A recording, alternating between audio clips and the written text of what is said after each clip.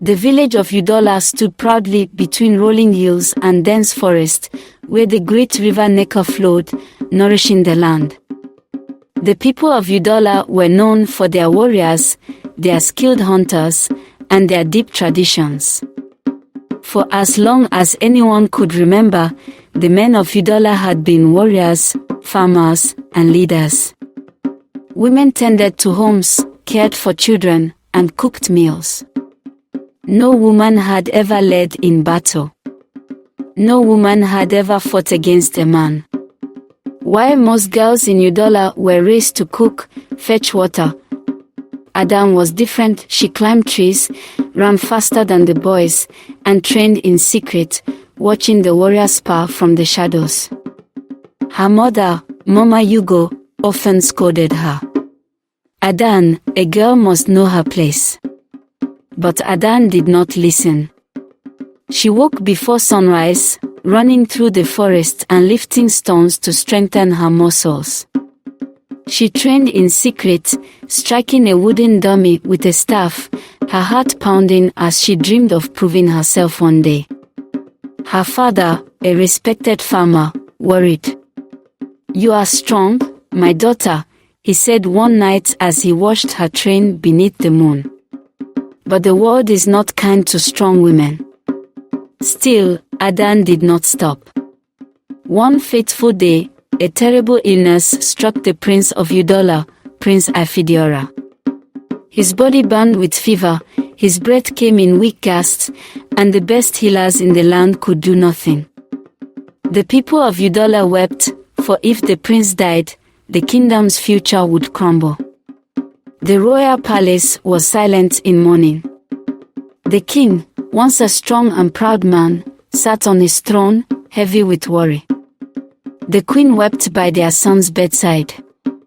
On the third night, the chief priest, an old man with piercing eyes and a staff covered in sacred carvings, called for a gathering in the village square.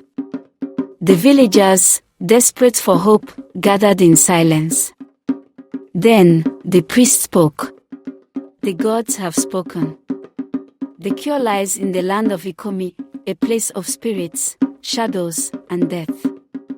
Only the strongest warrior may travel there and bring back the sacred age's oil. With it, the prince shall live." A ripple of fear spread through the village. Ekomi, a cursed land. A place where monsters roamed, where spirits whispered, where those who entered never returned. Then, the priest raised his staff and continued, "Whoever succeeds shall be honored beyond all others. If a woman returns, she will marry the prince. If a man returns, his sister or cousin shall wed him, and he himself shall be second only to the royal family." At this, the village erupted in excitement. The warriors grinned, the elders nodded, but the women were silent. They already knew what would come next. The next morning, the village elders and warriors gathered in the palace. The discussion was brief. "This is a man's duty," declared one elder. "No woman can face the horrors of Ekomi," another said. The warriors laughed. "The women must stay in their kitchens. Let the men go." The village women stood in silence, some lowered their heads, accepting the decision. But not Adanne. That night, as the moon glowed silver over Udala, she stood outside, gripping a wooden training spear, whispering to herself, "I will go." The next day, the chief priest made a final announcement. "Only the strongest warrior shall be chosen. There will be a battle.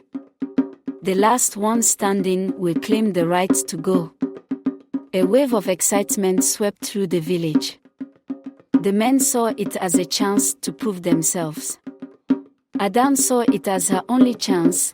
When she told her father, he was furious. "No amount of training will make you stronger than Obinna, the greatest warrior in Udala," he warned. "Do not disgrace yourself." But Adanne had already decided. The village square became a battlefield. The strongest warriors stood ready. Obinna, the village's strongest man, smirked. Chinedu, the trickster, stretched his arms. Ekin, the farmer with iron hands, scoffed. Then, Adanne stepped forward to fight. People in the crowd were surprised. A woman, they said. She will lose in one strike. Obinna, one of the fighters in the crowd, laughed. But Adanne didn't step back. She was brave. The fight began. One by one, the men fought. Dust flew up. The men used all their strength, but Adanne was quick. She kicked Chinedu and he fell. Ekin was big and strong, but Adanne was smart. She moved fast and made him fall too. Then, it was Obinna's turn. He charged like a big bull, but Adanne moved like the wind. She dodged his charge and, in one move, made him fall into the dust. The crowd went quiet, and then they shouted with surprise. Adanne had won. Adanne now had to go on a journey. She walked alone. She crossed rivers that were very wild. She climbed mountains where the spirits lived.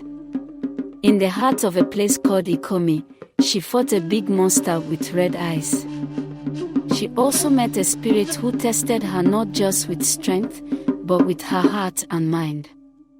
After many hard things, she finally held the golden bottle of ages oil. She had done it. Days later, people in her village thought the prince was going to die. But then, a figure appeared on the horizon. It was Adanne. The people cheered. She went to the prince and put the ages oil on his forehead. At once, he felt better. The prince stood up, healthy again. He smiled and said, "You saved my life. Now, you will be my wife." After that, things changed in Adanne's village. Men and women trained the same. The men who once laughed at her now bowed to her. They sang songs about her and told stories about the girl who fought and beat every man in the village. Adanne was no longer just a woman. She became a legend.